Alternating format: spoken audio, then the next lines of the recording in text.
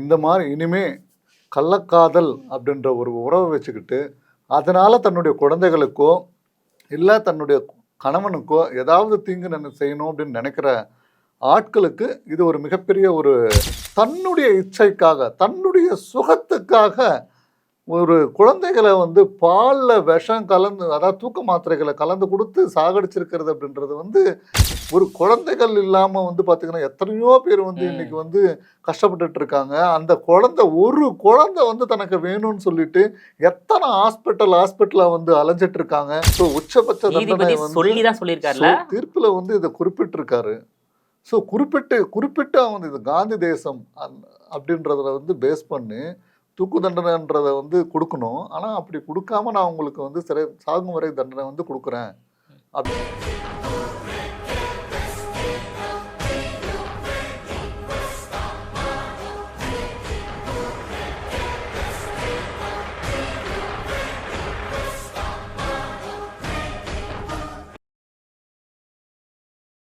GeM TV நேயர்கள் அனைவருக்கும் வணக்கம். சட்டம் என்ன சொல்கிறது என்ற நிகழ்ச்சியில் ஏழை எளிய மக்களை ஏமாற்றி உடல் உறுப்புகளை திருடுவது, சிறுமிகள் மீதான பாலியல் பலாத்காரம், கள்ள காதலுக்காக குழந்தைகளை பெற்றோர்களை கொல்லுவது போன்ற சம்பவங்கள் தமிழகத்தில் நாளுக்கு நாள் அதிகரித்து உள்ளது. இந்த சம்பவங்களில் ஈடுபடக்கூடியவர்களுக்கு எத்தகைய தண்டனை மூலம் இது போன்ற கொடூர சம்பவங்களுக்கு முற்றுப்புள்ளி வைக்கலாம் என்பது குறித்து சென்னை உயர்நீதிமன்ற வழக்கறிஞர் கிருஷ்ணமூர்த்தி அவர்கள் நம்மோடு இணைந்துள்ளார். அவரிடம் இது குறித்து விரிவாக விவாதிக்கலாம். சார் வணக்கம். சார் வணக்கம். சார் உங்களுக்கு வந்து தெரியும், காஞ்சிபுரம் குன்றத்தூரில் 2018ஆம் ஆண்டு கள்ளக்காதலுக்காக அபிராமி என்ற ஒரு தாயே 2 குழந்தைகளை வந்து விஷம் வைத்து கொன்றுவிட்டு கள்ளக்காதலுடன் தப்பி சென்ற போது கைது செய்யப்பட்டார். அந்த வழக்குல 8 ஆண்டுகளுக்கு பிறகு சார் 7 ஆண்டுகளுக்கு பிறகு நீதிமன்றம் வழங்கியுள்ள தீர்ப்பு எப்படி பாக்குறீங்க சார்? இந்த தீர்ப்பு வந்து பார்த்தீங்க அப்படின்னா இந்த மாதிரி செய்கிறவங்களுக்கு மிகப்பெரிய ஒரு தண்டனைன்னு சொல்லலாம். இந்த மாதிரி இனிமே கள்ளக்காதல் அப்படின்ற ஒரு உறவை வச்சுக்கிட்டு அதனால தன்னுடைய குழந்தைகளுக்கோ இல்லை தன்னுடைய கணவனுக்கோ ஏதாவது தீங்கு செய்யணும் அப்படின்னு நினைக்கிற ஆட்களுக்கு இது ஒரு மிகப்பெரிய ஒரு தண்டனை தான் இந்த தீர்ப்பு வந்து நீதிபதி அவர்கள் வந்து கொடுத்துருக்கிறது. இந்த பொண்ணு எப்படி வந்து தன்னுடைய வாழ்க்கை நடைமுறையே மாற்றிட்டு இருக்குன்னு பாருங்க. ஒரு நிமிஷம். அபிராமி அப்படின்ற ஒரு பொண்ணு கணவனோட சேர்ந்து வாழ்ந்துட்டு வந்திருக்கு, 2 குழந்தைகளோட சேர்ந்து வாழ்ந்திருக்கு. அருமையான வாழ்க்கை. இந்த இப்படி ஒரு வாழ்க்கை வந்து அமைகிறதுக்கு எத்தனை பேர் வந்து எல்லாருக்கும் வாழ்க்கை அமையாது. அந்த பொண்ணுக்கு அமைஞ்சிருக்கு. 2வது குழந்தைகள் வந்து இல்லாம எத்தனை பேர் இந்த உலகத்துல வந்து கஷ்டப்பட்டு இருக்காங்க அப்படின்னு சொல்லும்போது 2 குழந்தைகள் வந்து அழகா வந்து பிறந்திருக்காங்க. அந்த குழந்தைகள் வந்து தன்னுடைய தாய் தான் தனக்கு பாதுகாப்புன்னு தான் எந்த உயிராக இருந்தாலும் வந்து நினைக்கும். பறவைகளாக இருந்தாலும் சரி, விலங்குகளாக இருந்தாலும் சரி, எதுவாக இருந்தாலும் வந்து பார்த்தீங்கன்னா தன்னை பெத்த தாய் வந்து பார்த்தீங்க அப்படின்னா தன்னை ஒழுங்காக பார்த்துக்கும், பாதுகாப்பாக பார்த்துக்கும் அப்படின்னு தான் எந்த குழந்தையும் நினைக்கும். இந்த கேஸில் வந்து பார்த்தீங்க அப்படின்னு சொன்னால் ஒரு தாய் தன்னுடைய இச்சைக்காக தன்னுடைய சுகத்துக்காக ஒரு குழந்தைகளை வந்து பாலில் விஷம் கலந்து, அதாவது தூக்க மாத்திரைகளை கலந்து கொடுத்து சாகடிச்சிருக்கிறது அப்படின்றது வந்து மிகப்பெரிய ஒரு துரதிருஷ்டவசமான ஒன்று. 2வது ஒரு தாய் நல்ல தாயாக இருந்தால் இந்த மாதிரி ஒரு பிரச்சனை பண்ணுவாங்களா? ஒரு பேயாக இருக்கிற வாசி தான் வந்து பார்த்திங்கன்னா இப்போ இந்த 2 குழந்தைகளை வந்து சாகடிச்சுட்டு தன்னுடைய உடல் சுகத்தை, அப்படி என்ன ஒரு உடல் சுகம் அந்த பையனை வந்து பார்த்திங்கன்னா மாட்டிருக்கிறவன் வந்து பார்த்திங்கன்னா ஒரு பிரியாணி கடையில் வந்து வேலை செய்கிற ஒரு பையன் பிரியாணியை வந்து கொண்டு போய் கொடுக்குறது. ஏன்னா இந்த அபிராமின்றது வந்து பொண்ணு எப்போ பார்த்தாலும் பிரியாணியை ஆர்டர் பண்ணி சாப்பிட்ற ஒரு பழக்கம் இருந்திருக்கு. இவனை வந்து ஆர்டர் எடுத்துகிட்டு போய் கொடுத்து அப்போ அந்த மாதிரி இவன் வந்து பழக்கத்தை வந்து ஏற்படுத்தி தனக்கு வந்து ஒரு இல்லீகல் ரிலேஷன்ஷிப்பை வந்து இவன் கிரியேட் பண்ணியிருக்கான். இவன் வீசின வலையில் வந்து அந்த பொண்ணு சிக்கினாலா இல்லை அந்த பொண்ணு வீசின வலையில் இவன் சிக்கினாலான்றது அது அப்பாற்பட்ட விஷயம். கள்ளக்காதல் அப்படின்றதே வந்து பார்த்திங்கன்னா ஒரு தப்பான ஒரு விஷயம்தான். அது வந்து பார்த்திங்கன்னா சட்டத்தின்படி அது தண்டிக்கப்பட வேண்டிய ஒரு குற்றமும் கூட. நீ வந்து ஒரு புருஷனோட வாழ்ந்துட்டு இருக்கும்போது, அது குழந்தைகளோட வாழ்ந்துட்டு இருக்கும்போது இன்னொருத்தரோட பழகிறது, கள்ள தொடர்பு வச்சுக்கிறதுன்றது இந்திய சட்டத்தின் பிரகாரம் இது ஒரு குற்றம். ஓகே, 1. 2 இப்படி ஒரு குற்றமான ஒரு செயலை வந்து நீ புரிஞ்சதே மிகப்பெரிய ஒரு தப்பு. சரி, இப்போ இந்த தீர்ப்பு வழங்கின நீதிபதி அவர்கள் கூட வந்து என்ன சொல்லியிருக்காங்க அப்படின்னு சொன்னா, உனக்கு அப்படியே வந்து உன் கணவனோட வந்து சேர்ந்து வாழ விருப்பம் இல்லை அப்படின்னா கூட நீ வந்து விவாகரத்து வந்து ஃபைல் பண்ணி நீ வந்து விவாகரத்து வந்து வாங்கிட்டு வந்து நீ போயிட்டு என்னவோ இது பண்ணியிருக்கலாம் ஓட்டுக்கு. ரெண்டாவது, உன்னை நம்பி தானே வந்து அந்த சின்ன குழந்தைகள் வந்து இருந்திருக்கு, கொடுத்த பாலை குடிச்சிருக்கு, எவ்வளவு பாசமா வந்து அந்த குழந்தை நீ கொடுத்த பாலை வந்து வாங்கி குடிச்சிருக்கோம். தன் அம்மா வந்து தனக்கு வந்து விஷம் வைப்பாங்களா அப்படின்ற அந்த பச்சிலம் குழந்தைகளுக்கு எப்படி வந்து நீ மனசு வந்தது? இந்த மாதிரி ஒரு மனசு, அது மிகப்பெரிய ஒரு ஒரு சில பெண்களுக்கு இல்ல, ஒரு சில பெண்களுக்கு இது போன்ற கொடூர புத்தி இருக்கு சார். அதான் கொடூரத்தினுடைய உச்சகட்டம் தான் வந்து அந்த செயலை வந்து காட்டுது. தான் பெத்த குழந்தைகளுக்கு தூக்க மாத்திரைகள் அதிகமாக கொடுத்து கொல்லக்கூடிய அளவுக்கு இவங்க 2 பேரும் வந்து பிளான் போட்டு அதில் வந்து 2 பேரை வந்து சாகடிச்சிருக்காங்க. இதில் வந்து பார்த்தீங்க அப்படின்னா தன்னுடைய கணவனுக்கும் வந்து கொடுத்துருக்காங்க. அந்த கணவன் வந்து ஹாஸ்பிட்டலில் போயிட்டு அவன் வந்து பெரிய உயிரின்றதால அதை காப்பாற்றப்பட்டுருது. சின்ன குழந்தைகள் வந்து காப்பாற்ற முடியல, 2 பேரும் வந்து இறந்து போயிட்டாங்க. சரி, சாகடிச்சுட்டு 2 பேரும் வந்து பார்த்தீங்க அப்படின்னா தப்பிச்சுட்டு ஓர பார்த்துருக்காங்க வேற. அதாவது கணவனும் வேண்டாம், 2 குழந்தைகளும் வேண்டாம், கள்ளக்காதல் தான் வேணும்ன்ற முடிவுக்கு அந்த பெண் வந்திருக்காங்க. அப்ப பாருங்க, காமம் வந்து எந்த அளவுக்கு அவங்களுடைய கண்ணை மறைச்சிருக்குன்றது பாருங்க. இது மிகப்பெரிய ஒரு அவன் கணவர்கள் கூட வந்து இந்த மாதிரி வந்து இருக்காது. ஒண்ணு. ரெண்டாவது, சரி அப்படி வந்து ஓடி போய் கடைசியில் வந்து போலீஸ் வந்து அரெஸ்ட் பண்ணி உங்களை வந்து எடுத்து வந்து உள்ள வச்சு இன்னைக்கு 7 வருஷம் வந்து ஜெயிலில் இருந்துட்டீங்க. ஜெயிலில் வந்து அனுபவிச்சு கஷ்டத்தை வந்து அனுபவிச்சிருக்கீங்க. என்னத்தை வந்து நீங்கள் வந்து இது பண்ணிட்டீங்க? கடைசியில் சட்டத்தின் முன்னாடி நீங்கள் ஒரு குற்றவாளி. அதுவும் இல்லாமல் நல்ல அழகான குழந்தைகளை வந்து சாகடிக்கிறதுக்கு வந்து பறவைகளுக்கு கூட வந்து முடிவது. ஒரு சாதாரண ஒரு கோழி தன்னுடைய குஞ்சுகளை வந்து எப்படி பாதுகாக்கும்? ரெக்கைக்குள்ள வந்து பாதுகாப்போம். அது மட்டும் இல்ல, பருந்து வந்து தன்னுடைய குழந்தைகளை வந்து தன்னுடைய குஞ்சுகளை வந்து எடுத்துட்டு போக வந்துச்சு அப்படின்னா அந்த பருந்தை கூட விரட்டி வந்து அடிக்கிறத வந்து நம்ம பார்த்தீங்கன்னா எத்தனையோ விஷயங்கள் நம்ம வந்து பார்த்துட்டு இருக்கோம். ஒரு கோழிக்கு இருக்கிற ஒரு தன்மை கூடவா வந்து இல்லை? ஒரு மனுஷன் வந்து 6 அறிவுன்னு சொல்றோம். 6 அறிவு படைத்த உனக்கு வந்து இந்த மாதிரி ஒரு எண்ணம் இல்லாம அப்படி ஒரு மிருகத்தனம் வந்து உன்னுடைய வந்து குடிக்கொண்டிருக்கு. தீய சக்திகள் வந்து அந்த அளவுக்கு உன்னுடைய உடம்புல வந்து இருந்தனால தான் இப்படி ஒரு குற்றத்தை வந்து அந்த பொண்ணு வந்து பண்ணிருக்கு. இப்படி குற்றம் செய்கிற ஆட்களுக்கு இப்போ வழங்கப்பட்டிருக்கிற தீர்ப்பு மிகவும் வரவேற்கப்பட்ட ஒரு தீர்ப்பு. சாகும் வரை சிறைவாசம், அதோட 15,000 ரூபான்னு சொல்லிட்டு வந்து இது பண்ணி அபராதம் அப்படின்னு சொல்லியிருக்காங்க. 3 வருஷம் கடுங்காவல் தண்டனை வந்து கூடவே அனுபவிக்கணும்னு சொல்லிட்டு தீர்ப்பு வழங்கியிருக்கிறது வந்து அந்த நீதிபதி அவர்கள் வந்து பார்த்தீங்க அப்படின்னா எவ்வளோ வந்து தன்னுடைய வருத்தத்தை வந்து இந்த ஜட்ஜ்மெண்ட்ல வந்து பதிவு செஞ்சிருக்காரு. எவ்வளவு நிறைய விஷயங்கள் வந்து சொல்லியிருக்காரு. ஒரு குழந்தைகள் இல்லாம வந்து பாத்தீங்கன்னா எத்தனையோ பேர் வந்து இன்னைக்கு வந்து கஷ்டப்பட்டுட்டு இருக்காங்க. அந்த ஒரு குழந்தை வந்து தனக்கு வேணும்னு சொல்லிட்டு எத்தனை ஹாஸ்பிட்டலா வந்து அலைஞ்சிட்டு இருக்காங்க. எத்தனை லட்ச ரூபாய்கள் வந்து இதுக்காக செலவு பண்ணிட்டு சுத்திட்டு இருக்காங்க, தனக்கு ஒரு குழந்தை வேணும் அப்படின்னு சொல்லிட்டு. அப்படி இருக்கிற ஒரு சமுதாயத்துல தனக்கு பிறந்த 2 குழந்தைகளை ஒரு மிருகத்தனமா ஒரு காமம் உங்களை வந்து கண்ணை மறைச்சு 2 குழந்தைகளை வந்து கொண்டது வந்து இது மனிதாபிமானம் இருக்கிற எந்த ஒரு மனுஷனாலும் ஏற்றுக்கொள்ளக்கூட முடியாத ஒரு செயல் இது. சரி சார், சம்பவம் நடந்து 2018, தீர்ப்பு வழங்கப்பட்டது தற்போது. ஏன் 7 ஆண்டுகள் எடுத்துக்கொள்ளப்பட வேண்டும்? விரைவாக வழங்கி இருக்கலாமே. இல்ல, இதுல வந்து பாத்தீங்கன்னா அத்தனை பேரை விசாரிக்க வேண்டியது இருந்தது. நிறைய இந்த மாதிரி வழக்கு விசாரணை ரொம்ப தாமதமாக நடைபெறுவதால் தான் அந்த குற்றவாளிகள் கொஞ்சம் அலட்சிய போக்கா இருக்காங்க. உடனே 3 மாசம் 6 மாசம் 1 வருஷத்துக்குள்ள தண்டனை வழங்கியிருந்தா இன்னமும் வந்து சமூகத்துல ஒரு இந்த மாதிரியான குற்ற செயல் ஈடுபடக்கூடியவர்களுக்கு ஒரு பயம் வந்திருக்குல்ல சார்? இல்ல, ஒண்ணு இந்த 7 வருஷத்துக்குள்ள இந்த மாதிரி எத்தனை கள்ளக்காதல்ல குழந்தை கொண்டு இருப்பாங்க. ஒரு சில விஷயம் தெரியாமையே கூட போயிருக்கு சார். இல்ல இத்தனை விஷயம். அதாவது வந்து கள்ளக்காதல்ல இந்த மாதிரி வந்து புருஷனை கொல்றது, இந்த மாதிரி குழந்தைகளை கொல்றது, இல்ல மாமனார் மாமியாரை கொல்றது, இந்த மாதிரி விஷயங்கள் குற்றம் செஞ்சவங்களுக்கு எல்லாமே வந்து தண்டனைகள் ஆல்ரெடி வழங்கப்பட்டுட்டு தான் இருக்கு. அதாவது மனுஷன் வந்து பாத்தீங்க அப்படின்னா இப்படி ஒரு குற்றம் நடக்குது, இந்த மாதிரி ஒரு தண்டனை கிடைக்குது அப்படின்னா அது கொஞ்ச நாளைக்கு அப்படி பயத்தோட வந்து இருக்கான். அப்புறம் வந்து கொஞ்சம் குளிர் விட்டு போயிடுது. குளிர் விட்டு போனோன்னா நல்ல புத்தி இருக்கிறவங்க வந்து பார்த்தீங்கன்னா இந்த மாதிரி நம்ம செஞ்சிடலாம், நாளைக்கு நமக்கும் இந்த மாதிரி ஒரு தண்டனை கிடைக்கும்னு சொல்லிட்டு வந்து நினைச்சு பார்க்குறாங்க. கொடூர புத்தி இருக்கிறவங்க வந்து பார்த்தீங்க அப்படின்னா அதெல்லாம் நினைச்சே பார்க்கறது இல்லைங்க.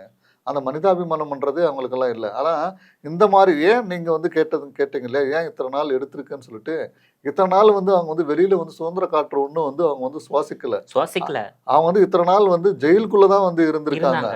இவங்க கோர்ட்டு கேஸ்ன்றது வந்து பார்த்தீங்கன்னா முதல்ல வந்து இந்த கேஸ் வந்து செங்கல்பட்டு கோர்ட்டில் வந்து நடந்துட்டு இருந்திருக்கு. செங்கல்பட்டு வந்து பார்த்தீங்கன்னா டிஸ்ட்ரிக்ட் கோர்ட் வந்து காஞ்சிபுரத்துக்கு மாற்றின பிறகு வந்து பார்த்தீங்கன்னா அங்கே வந்து கேஸ் வந்து தொடர்ந்து நடத்திருக்காங்க. அதாவது இந்த கோர்ட்டில் இருந்து அந்த கோர்ட்டுக்கு போன பிறகு அங்கே வந்து முதல்ல இருந்து ஸ்டார்ட் பண்ணி நிறைய விசாரணை பண்ண வேண்டியது இருந்திருக்கு. அந்த யார் அந்த விட்னஸ் அப்படின்னு சொல்லுவோம் இல்லையா, அவன் நிறைய பேர் வந்து விசாரணை செஞ்சு இந்த குற்றத்தை வந்து தெளிவாக இன்னைக்கு வந்து நீதிமன்றத்துக்கு முன்னாடி வந்து நிரூபிக்கிறதுக்கு இவ்வளோ காலதாமதம் வந்து ஆயிருக்கு. இருந்தாலும் வந்து பார்த்தீங்க அப்படின்னா இதில் வந்து கொடுக்கப்பட்டிருக்கிற தீர்ப்பு வந்து இனிமே இந்த மாதிரி ஒரு தப்பான செயல்களில் வந்து ஈடுபடுறவங்களுக்கு வந்து பார்த்தீங்கன்னா இது ஒரு மிகப்பெரிய ஒரு எச்சரிக்கை, பயமான ஒரு தீர்ப்பு. இதை தாண்டி வேற என்ன தீர்ப்பு இருக்கு? இதுல இதான் உச்சபட்ச தீர்ப்பா இந்த வழக்குல?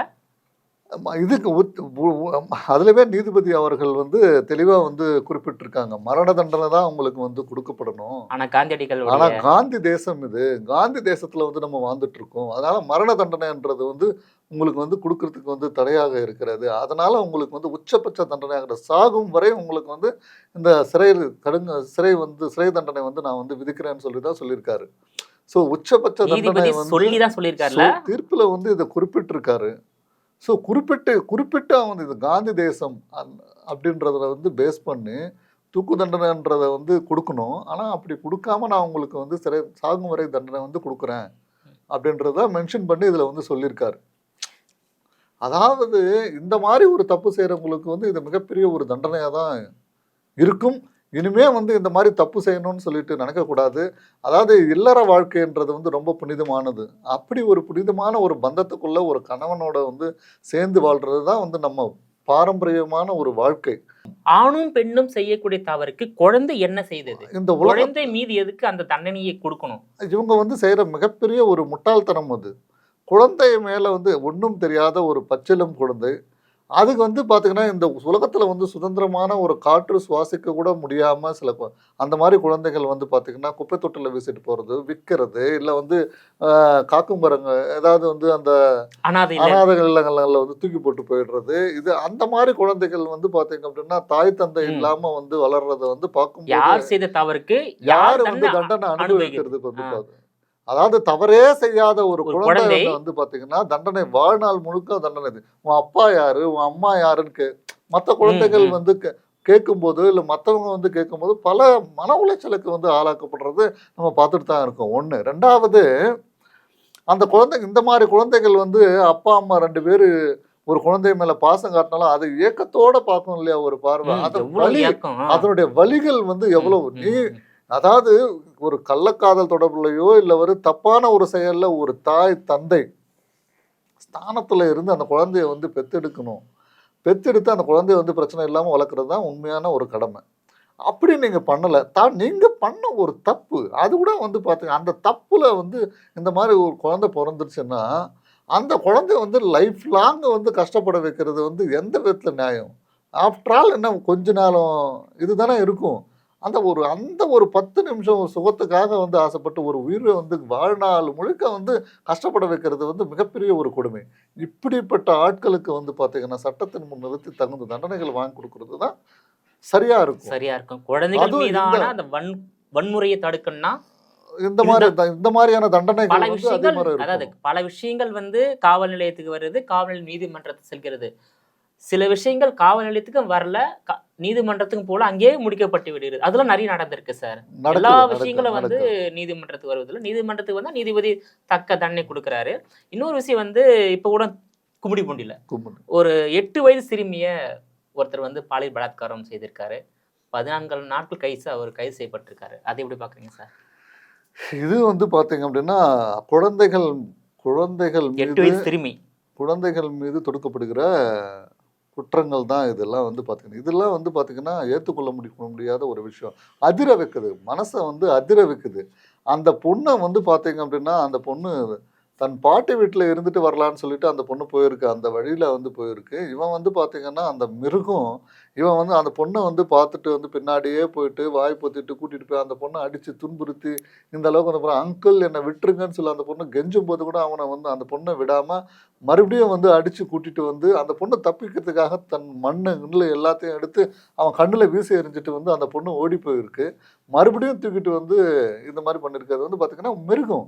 இவெல்லாம் ஒரு மனித மிருகம். இவெல்லாம் வந்து மனுஷனாயவன் மனுஷ மிருகங்கள் இவங்க எல்லாமே.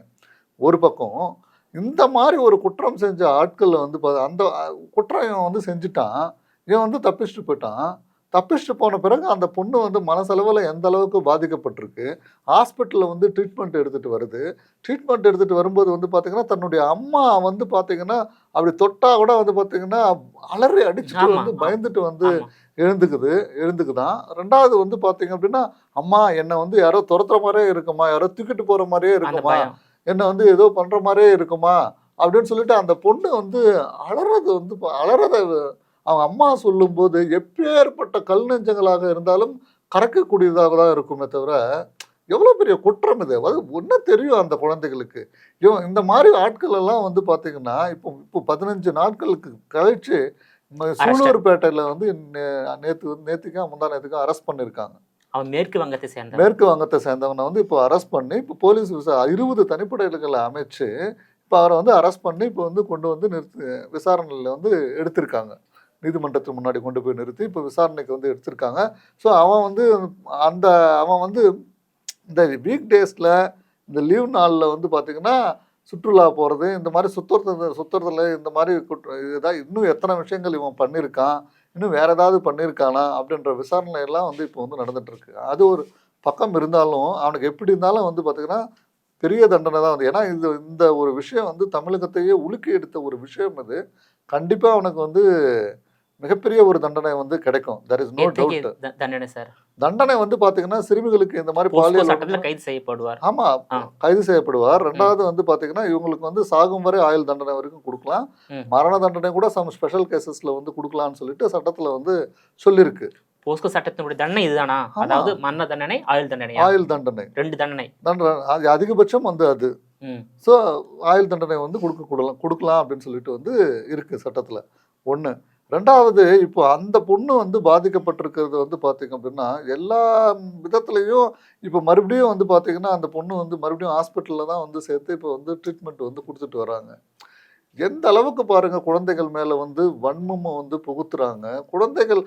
குழந்தைகள் வந்து உங்களுக்கு எதிர்த்து வந்து எதுவும் செய்ய மாட்டாங்க அப்படின்றதுனால என்ன சார் பண்ண முடியும்? இல்ல வலிமை எப்படி இருந்திருக்கும்? இல்ல குழந்தைகள் எதிர்த்து உங்களை வந்து செய்ய மாட்டாங்க அப்படின்ற ஒரு தைரியத்துல எல்லாம் வந்து பண்றாங்க. ஆனா சட்டங்கள் வந்து பாத்தீங்க அப்படின்னா குழந்தைகளுக்கு தான் மிகப்பெரிய பாதுகாப்பு வந்து கொடுக்கப்பட்டிருக்கிறது.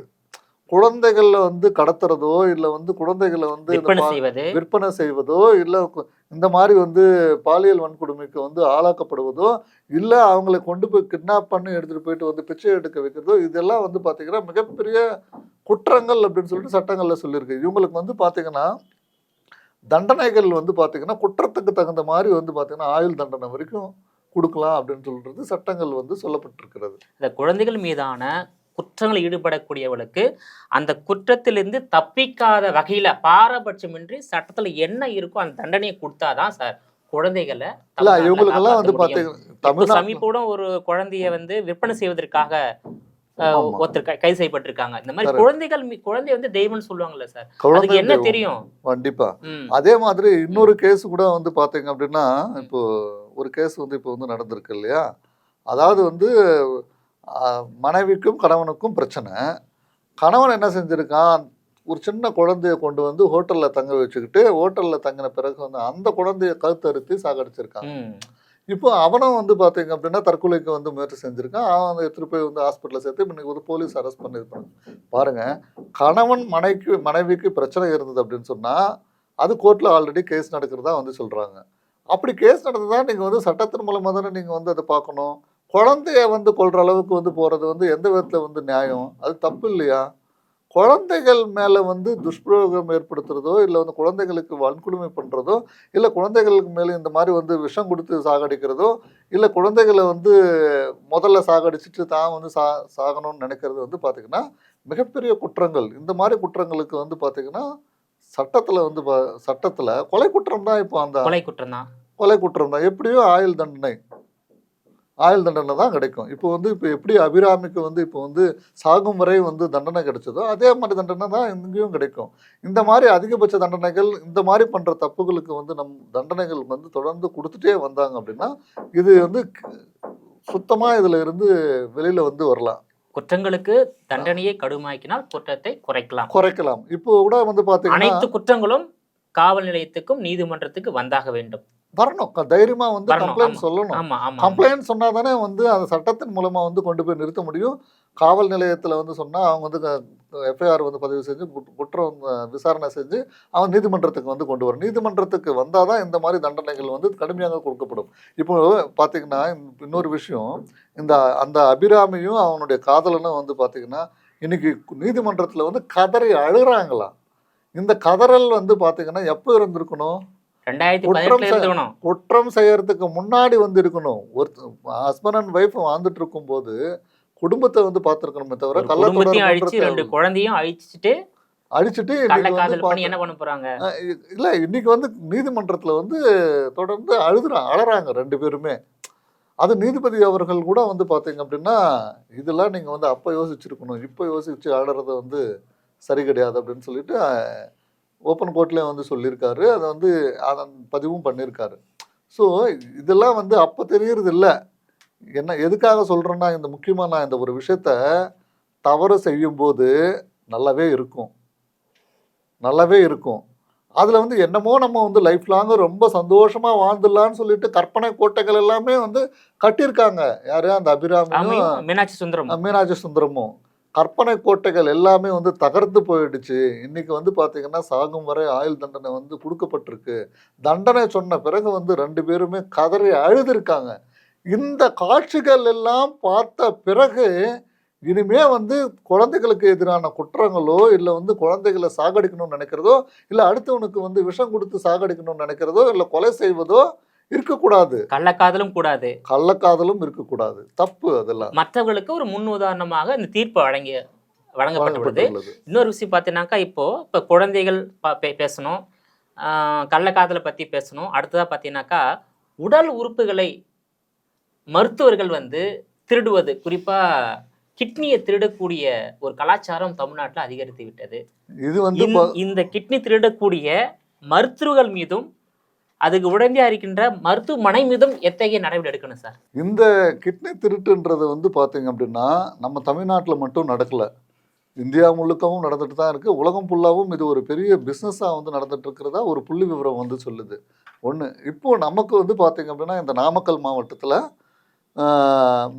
மாவட்டத்தில் நடந்துக்கிற கிட்னி திருட்டு வந்து பார்த்தீங்க அப்படின்னா மிகப்பெரிய ஒரு விஷயம். இது அவங்க எப்பேற்பட்ட மனிதர்கள் மேல வந்து டார்கெட் பண்றாங்க அப்படின்னு சொல்லி பார்க்கும்போது எளிய மக்கள் மீது, அன்றாட வறுமையில வாழக்கூடிய மக்கள் தான் வந்து இவங்களுடைய டார்கெட்டு. ஸோ இந்த மாதிரி ஆட்களை வந்து கிட்ட போய் சொன்னால் கடனில் வந்து சில பிரச்சனைகளில் வந்து மாட்டிகிட்டு இருப்பாங்க, இல்லை வறுமை ஒரு பக்கம் குடும்பத்தில் வந்து வாட்டுது அப்படின்னு சொல்லும்போது இவங்க கொடுக்குற வந்து நான் 50,000க்கோ இல்லை அது ஒரு கிட்னி வந்து பார்த்தீங்கன்னா 8.5 லட்சத்துக்கு வந்து வரைக்கும் வந்து பேரம் பேசுகிறதா வந்து சொல்லப்படுது. 8.5 லட்சம் வரைக்கும் ஒரு கிட்னி வந்து பேசி இவங்க வந்து பார்த்தீங்கன்னா வெறும் 50,000 40,000 ரூபாய் வந்து இந்த புரோக்கர்ஸ் வந்து அவங்களுக்கு வந்து கொடுத்துட்டு மிச்ச பணத்தை நான் அப்புறமா தரேன்னு சொல்லிட்டு வந்து ஏமாத்திட்டு போகக்கூடிய விஷயங்கள் கூட நிறைய நடந்திருக்கு. ஆனால் அவங்களுக்கெல்லாம் வந்து பார்த்தீங்கன்னா அந்த பணத்தை கூட வந்து ஒழுங்காக கொடுக்குறது இல்லை அப்படின்றது தான் இப்போ வந்து வந்திருக்கிற புகார்கள். ஒன்று. ரெண்டாவது, இப்போ இந்த கிட்னி எல்லாம் எடுத்து பாதிக்கப்படுறது வந்து பார்த்தீங்கன்னா நிறைய பெண்கள் தான் வந்து பாதிக்கப்பட்டிருக்காங்க அப்படின்றது ஒரு புள்ளி விவரம் வந்து சொல்லுது. இப்போ நாமக்கல் மாவட்டத்தில் இந்த மாதிரி ஒரு விஷயம் வந்து வெளி உலகத்துக்கு வந்து வந்திருக்கு. இது 10 ஆண்டுகளாக வந்து இந்த பிஸ்னஸ் வந்து தொடர்ந்து நடந்துட்டு இருக்கிறதா வந்து சொல்றாங்க. 10 ஆண்டுகளாக வந்து இந்த பிஸ்னஸ் வந்து தொடர்ந்து நடந்துட்டு இருக்கும் போது இன்னைக்கு வந்து இப்போதான் வந்து வெளிச்சத்துக்கு வந்து வந்திருக்கு. இது ஒரு சில இப்போ ஏன் இந்த அளவுக்கு வந்து ஒரு மாஃபியாவா வந்து இது கிரியேட் ஆயிருக்கு அப்படின்னு சொன்னா, மாற்று அறுவை சிகிச்சை செய்யறதுக்காக, அதாவது டிரான்ஸ்பிளான்டேஷன் ஆஃப் கிட்னி, இது வந்து அதுக்காக வந்து பார்த்தீங்கன்னா 1 கோடி பேர் வந்து இப்போ வந்து இருக்கிறதா ஒரு தகவல்கள் வந்து சொல்லுது. அதாவது உடல் உறுப்பு தேவைப்படுபவர்கள், அதாவது கிட்னி, நுரையீரல், ஹார்ட் அந்த மாதிரி. அது வந்து பாத்தீங்க அப்படின்னா 1 கோடி பேர்கள் வந்து இருக்காங்க அப்படின்னு சொல்லிட்டு ஒரு புள்ளி விவரம் வந்து சொல்லுது. அப்போ அவங்க வந்து இதெல்லாம் வந்து பார்த்தோன்னா இதுக்கு ஒரு ப்ரொசீஜர் இருக்கு. அப்படி வந்து கிட்னி கொடுக்கணும் அப்படின்னு சொன்னா அவங்களுடைய ஒப்புதல் வேணும். ஒப்புதல் வந்து தூண்டுதல் பேர்லையோ இல்லை வந்து வேற எதுவுமே வந்து இருக்கக்கூடாது. அதுக்கு வந்து நிறைய ப்ரொசீஜர், பிளட்டு எல்லாமே செக் பண்ணுவாங்க, நிறைய டெஸ்ட்டுகள் இருக்கு. இந்த டெஸ்ட்டுகள் எல்லாமே வந்து ஒத்து போன பிறகு அதுக்கப்புறம் வந்து பார்த்தீங்க அப்படின்னா அந்த பர்சன் வந்து நாங்கள் எந்த வித துன்புறுத்தலும் இல்லாமல் நான் மனசை விருப்பப்பட்டு தான் நான் வந்து இந்த உடல் உறுப்பு மாற்றுக்கு வந்து நான் வந்து ஒத்துக்கிறேன் அப்படின்ற மாதிரி அவங்க வந்து அக்ரிமெண்ட்ஸ் எல்லாமே சைன் பண்ணணும். அக்ரிமெண்ட்ஸ் எல்லாம் சைன் பண்ண பிறகு அதுக்கப்புறம் தான் முறைப்படி டெஸ்ட்டுகள்லாம் நடந்து இது மாதிரிலாம் நடக்கும்.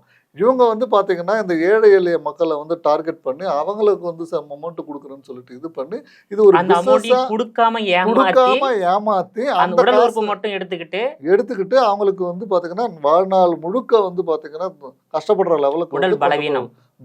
அதுல வந்து நிறைய பேர் வந்து அப்படியே கூட சீக்கிரம் செத்துருவாங்க, இறந்து போயிருக்க, நோய்வாய்ப்பட்டு வந்து இறந்துருக்கிற தகவல்கள் கூட வந்து சிலது வந்து வருது. இதுல வந்து பாத்தீங்கன்னா திமுக நிர்வாகி திராவிட ஆனந்தன் என்பவர் தான் மருத்துவமனைக்கும் அந்த ஏழை எளிய மக்களுக்கும் இடைத்தரகரா செயல்பட்டிருக்காரு. அப்புறம் வந்து இந்த மணச்சநல்லூர் தொகுதியோட திமுக சட்டமன்ற உறுப்பினர் எஸ் கதிரவனுடைய மருத்துவமனையில தான் இந்த கிட்னி எடுப்பதற்கான அந்த அறுவை சிகிச்சை அங்கே நடந்திருக்கு சார். அந்த மருத்துவம் நடந்திருக்கு. அதான் இப்போ அங்கதான் வந்து விசாரணை வந்து நடந்துட்டு இருக்கு. மத்திய சுகாதாரத்துறையும் வந்து பாத்தீங்கன்னா விசாரணையில வந்து இறங்கியிருக்காங்க. அவங்களும் ஒரு சிறப்பு குழு ஆரம்பிச்சு இது நடந்துட்டு இருக்கு. நீங்க சொல்ற அந்த ஆனந்தன், அந்த தரகர், கிட்னி பிசினஸ்ல வந்து தரகர் அந்த ஆனந்தனை வந்து பிடிக்கிறதுக்கும் வந்து தனிப்படைகள் அமைச்சு வந்து தேடிட்டு இருக்கிறதா வந்து சொல்றாங்க. இப்போ அந்த இடைத்தரகரா செயல்பட்ட அந்த நபருக்கும் சட்டமன்ற உறுப்பினருக்கும் எத்தனை தண்டனை கொடுக்கலாம்? அதாவது உடல் உறுப்பை இந்த மாதிரி ஏமாற்றி திருடிய வழக்கில் சார். அதாவது வந்து இதுக்கு வந்து ஒரு சட்டமே இருக்குங்க. உடல் உறுப்பு மாற்று சட்டம் அப்படின்னு சொல்லிட்டு வந்து ஒன்று இருக்குங்க. 1996 வந்து இது வந்து இருக்கு. அந்த சட்டத்தின் பிரகாரம் வந்து பார்த்தீங்க அப்படின்னா ஸோ 10 வருஷம் வரைக்கும், 5 வருஷத்துல இருந்து 10 வருஷம் வரைக்கும் தண்டனை கொடுக்கலான்னு சொல்லிட்டு சொல்லப்பட்டிருக்கிறது. அதே மாதிரி 20 லட்சம் ரூபாயில இருந்து 1 கோடி ரூபாய் வரைக்கும் தண்டனை கொடுக்கணும்னு சொல்லிட்டு அந்த சட்டத்தில் நஷ்டஈடு அவங்களுக்கு வந்து நஷ்டஈடு கொடுக்கணும்னு சொல்லிட்டு யார் பாதிக்கப்பட்டிருக்காங்களோ அவங்களுக்கு வந்து கொடுக்கணும்னு சொல்லிட்டு வந்து சட்டத்தில் வந்து இடம் இருக்குங்க. ஸோ வந்து 5 வருஷத்துலேருந்து 10 வருஷம் வரல தண்டனை கொடுக்கலாம். 20 லட்சம் ரூபாயில இருந்து 1 கோடி ரூபாய் வரைக்கும் ஃபைன் வந்து கொடுக்கலாம். அது பாதிக்கப்பட்டவங்களுக்கு வந்து. ஏன்னா இந்த வழக்குல வந்து ஆளுங்கட்சியை சேர்ந்த ஒரு சட்டமன்ற உறுப்பினர், ஆளுங்கட்சியை சேர்ந்த ஒரு திமுக பிரமுகர் இந்த வழக்கில் ஈடுபட்டிருக்காங்க. இந்த வழக்குல இந்த 2 பேருக்கும் உரிய தண்டனை கிடைக்க வாய்ப்பு இருக்கா? ஏன்னா ஆளுங்கட்சி திமுக இல்லையா? இல்ல யாராக தப்பிக்க வாய்ப்பு இருக்கா? இல்ல சட்டத்தின் முன் வந்து எல்லாருமே சமங்க. ஆளுங்கட்சியா இருந்தாலும் சரி, எதிர்கட்சியா இருந்தாலும் சரி, அரசாங்கம் அவங்களை பாதுகாக்க ட்ரை பண்ணலையா? இல்ல இப்போ அது வந்து பாத்தீங்க அப்படின்னா இப்போ மத்திய சுகாதாரத்துறையும் வந்து இந்த விஷயத்துல வந்து இறங்கிடுச்சு. அவங்களும் வந்து விசாரணை செஞ்சுட்டு இருக்காங்க. ஒரு குழு, மருத்துவ குழு வந்து ஆல்ரெடி வந்துட்டாங்க, விசாரணை செஞ்சுட்டு இருக்காங்க. ஸோ இதுல வந்து தப்பிக்கிறதுக்கு உண்டான வாய்ப்புகளே வந்து இல்லை. விசாரணை மூலயமா வந்து தெரிய வந்துருச்சு. இப்போ இவங்க தான் வந்து குற்றவாளிகள்னு சொல்லிட்டு கம்ப்ளைண்ட் வந்து, ஏன்னா இப்போ ஒரு பெண்ணு தான் வந்து கம்ப்ளைண்ட் பண்ணியிருக்காங்க. அப்படி இருக்கும்போது அதை யார் வந்து குற்றம் செஞ்சுருக்காங்களோ, யார் சம்மந்தப்பட்டிருக்கோ அவங்களுக்கு உண்டான தண்டனை கண்டிப்பாக கிடைக்கும். குற்றத்தில் இருந்து தப்பிக்கிறதுக்கு உண்டான வாய்ப்புகள் கிடையாது. ஏன்னா காவல்துறை முறையாக விசாரித்து குற்றப்பத்திரிகை தாக்கல் செய்ய வேண்டும். அதன் பிறகு நீதிமன்றம் அதோடைய கடமை செய்யும். இதுல வந்து ஆளுங்கட்சியுடைய தலையீடு இல்லாமல் இருக்குமானால் சம்பந்தப்பட்டவர்களுக்கு தண்டனை, பாதிக்கப்பட்டவர்களுக்கு நிதி வழங்கப்படும். கண்டிப்பா. ஏன்னா இப்போ பாதிக்கப்பட்டிருக்கிறவங்களுக்கு எல்லாமே இன்னி கூட வந்து நிறைய போராட்டங்கள் வந்து நடந்துட்டு தான் இருக்காங்க. பாதிக்கப்பட்டவங்களுக்கு தகுந்த மருத்துவ சிகிச்சைக்கு வந்து கொடுக்கணும். அதே மாதிரி அவங்களுக்கு வாழ்வாதாரத்துக்கு வந்து என்ன உண்டோ அது வந்து கொடுக்கணும். அது ப்ளஸ் வந்து பார்த்தீங்கன்னா இதில் நிறைய ஏமாத்திருக்காங்க அப்படின்னு சொன்னால் அவங்களுக்கு தகுந்த தண்டனை கிடைக்கணும் அப்படின்னு சொல்லி நிறைய போராட்டங்கள் நடந்துட்டு இருக்கு. சட்டத்திலையும் வந்து சட்டமும் வந்து ரொம்ப ஸ்ட்ராங்காக தான் இருக்குது. அதே மாதிரி இன்னைக்கு நீங்கள் சொல்கிற மாதிரி இங்கே மாநிலத்தில் ஏதாவது வந்து சிக்கல்கள் இருந்தாலும் மத்திய அரசு வந்து இதில் வந்து முழுமையாக வந்து விசாரணை செஞ்சுட்டு வருது. ஏன்னா இப்போ வந்து இங்கே இருக்கிற சுகாதாரத்துறை வந்து விசாரணை செய்யணும்னு சொல்லிட்டு சொல்லும்போது இப்போ மத்திய சுகாதாரத்துறையும் வந்து இந்த விஷயத்தில் வந்து இறங்கிடுச்சு. ஸோ அப்போது வாய்ப்புகள் இல்லை, குறைவுதான். குறைவுன்றதை விட தப்பிக்க வாய்ப்பு இல்லை. தண்டனைக்கு ஏற்ற குற்றம் வழங்கப்படும். நிச்சயமாக இந்த உடல் உறுப்பு திருட்டு சம்பவம் என்பது இந்த நாமக்கல்லோட முடியணும். அதே போல வந்து கள்ளக்காதல குழந்தை கொள்வது அந்த குன்றத்தூரோடு முடியணும். அதே போல பாலியல் பலாத்காரம் என்பது கும்மிடிப்பூண்டி மாற்றோடு முடியணும். அதுதான் வந்து நம்ம எல்லாமே எதிர்பார்க்கிறோம். இதுல வந்து இந்த சமூகமும் ஒரு கண்காணிப்பா இருக்கணும், சமூகமும் விழிப்புணர்வோடு இருக்கணும். காவல்துறை அவங்க வேலையை கரெக்டா செய்யறாங்க, ஏன்னா தண்டனை வாங்கி கொடுக்குறாங்க. நீதிபதி வந்து கரெக்டா அவங்க தண்டனை வாங்கி கொடுக்குறாங்க. எல்லா சம்பவங்களும் வந்து காவல்துறைக்கு வர வேண்டும், நீதிமன்றம் செல்ல வேண்டும், தண்டனை பெற வேண்டும். அதே மாதிரி இப்போ வந்து இந்த மாதிரி வந்து நம்ம குற்றம் செய்யறோம், இந்த மாதிரி கள்ளக்காதல் தொடர்பா இருந்தாலும் சரி, இந்த மாதிரி வந்து சிறு குழந்தைகளை வந்து கற்பழிக்கிற விஷயமா இருந்தாலும் சரி, இந்த மாதிரி உறுப்பு திருட்டு வந்து நடக்கிறதும் சரி, இனிமே பண்ணக்கூடாதுன்னு சொல்லிட்டு மனசளவுல இருந்து ஒவ்வொருத்தரும் வந்து உறுதிமொழி எடுத்துக்கணும். அதான் தீர்வு. நேயர்களே, மீண்டும் இது போன்ற மற்றொரு சட்டம் என்ன சொல்கிறது என்ற நிகழ்ச்சியில் மற்றொரு ஆளுமையுடன் சந்திக்கிறேன். அதுவரையில் உங்களிடமிருந்து விடைபெறுவது நான் உங்கள் விஜயபாலன்.